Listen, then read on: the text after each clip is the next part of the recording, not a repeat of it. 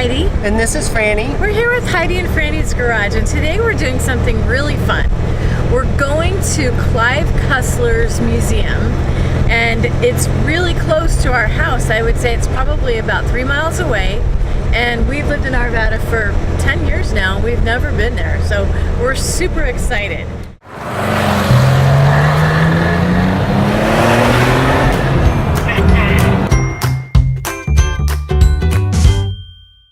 Let me tell you a little bit about who Clive Cussler is. He's an American author. He's written over 70 adventure books. They're generally about deep sea diving and treasure hunts and finding shipwrecked ships, and he actually did this in his career, so he wrote these adventure books about it. He was into classic cars, and he also started a car collection, and this is his collection that we're going to see. Right, so you'll know Clive from the movie Sahara, so that's his, he wrote that, so I'm based on one of his books. So this should be great fun. We're going to meet a bunch of our Porsche friends there. A bunch of people from the Porsche group are going to come up as well, and we're going to get you some great footage.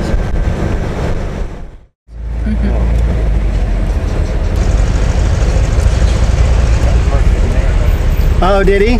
Can we park in here at all? Car turning around, so let's...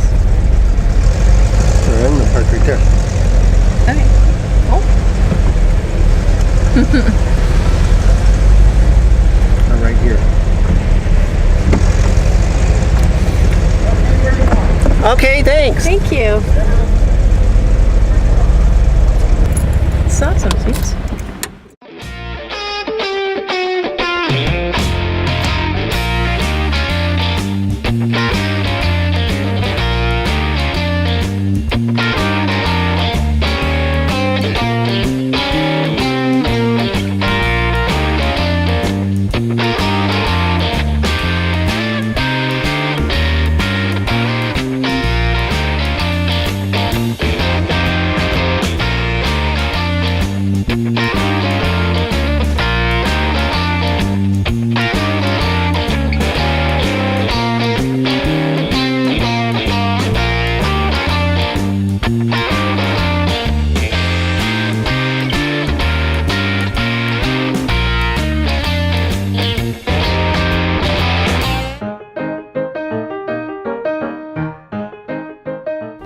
This is a 1908 Cadillac Tulip Roadster.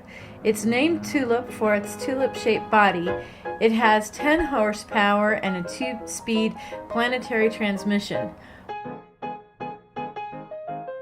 The 1913 Stutz Bearcat Series 4B has no windshield and a barrel-shaped gas tank directly behind the seats. I just love the red spokes on this car.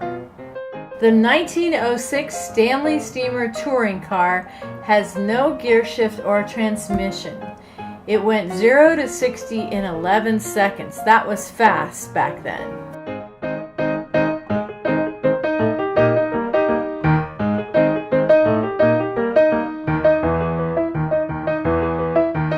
The 1911 American Locomobile M48, if you'll note on the sides, the horns look like a small euphonium.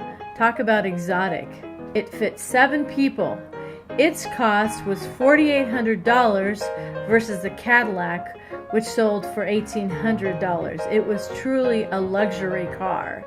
The 1928 Mercedes-Benz 630K has a 6.3-liter engine designed by none other than Dr. Ferdinand Porsche himself, also known as Papa Porsche.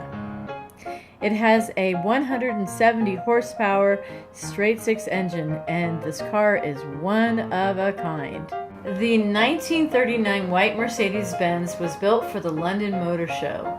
It has twin trumpet horns, and it has beautiful handcrafted woodwork on the doors. The 1928 Isotta Fraschini Tipo 8 boat tail is only one of 2 and took first place at Amelia Island in '06.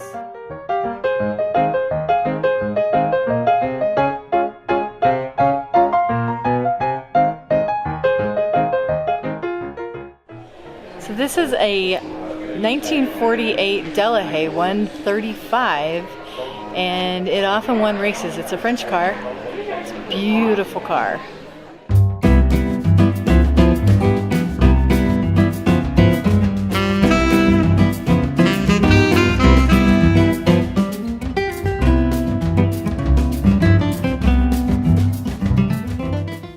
We have another beautiful French car in 1936. The Avion Voisin C28 Ambassade.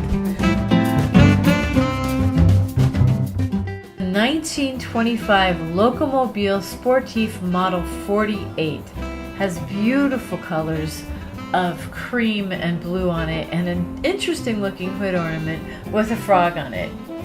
Sadly, Locomobile closed its doors in 1929, making the Locomobile Sportif Model 48 one of the last cars that they produced at this factory. The 1936 Auburn 852 is a very special car. It's one of the last cars that was ever produced in the Auburn factory. It's called the Supercharged Boat-Tail Speedster, and the reason why they called it that is that it had a straight 8 engine with a Duesenberg supercharger attached to it, which is very unusual.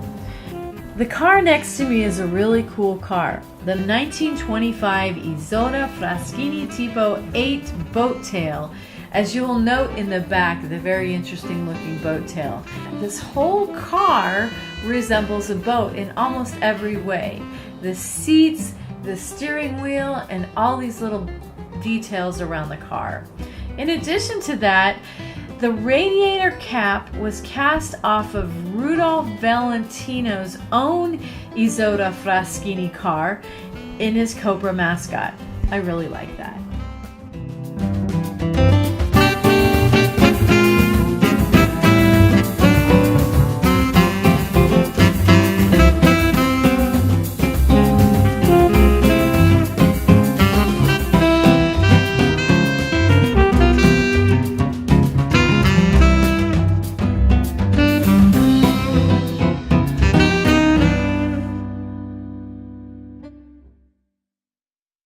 These are all the newer cars behind me. These are more like 1950s cars, and everybody is now in the other room, so I thought I would come out here and show you some of these.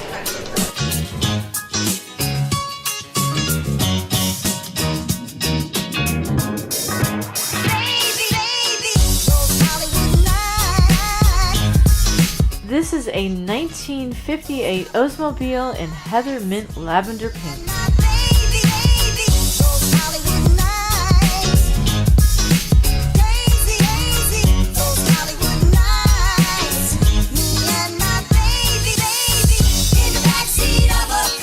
This is a 1957 Cadillac Eldorado. The 1953 Allard J2X has a Cadillac V8 engine, and it took third place in the 1950 Le Mans race.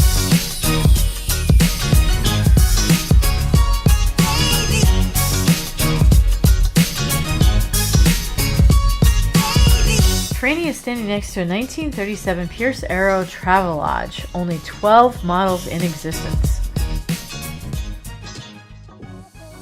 Well, that was really fun. I was not expecting to see so many super old cars from the early 1900s. I was expecting to see, the 1940s and 50s cars, but there was really quite a collection of the earlier cars from the early 1900s to all the way up to 1950s. Right, it's very Auburn's cool. And what else was Delahaye's and all sorts of stuff. Yeah, so we had a lot of great cars. Really amazing collection. So if you're ever in Arvada, you should look this place up. It's killer. It's really awesome. Yep, just make sure you give them a call first. Their hours are a little bit different, and but it's definitely worth the experience of visiting.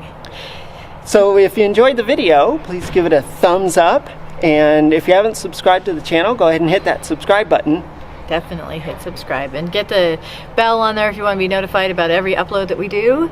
Oh, and if you saw any cars in there that you really want to see more of, just let us know and we'll come on down and refilm a special car for you. Yeah, that would be really fun. Yeah, We'll do it for you. So if there's a specific car that you saw during this, we will come back and we will film it for you. Leave it in the comment section down below and we'll get right to it.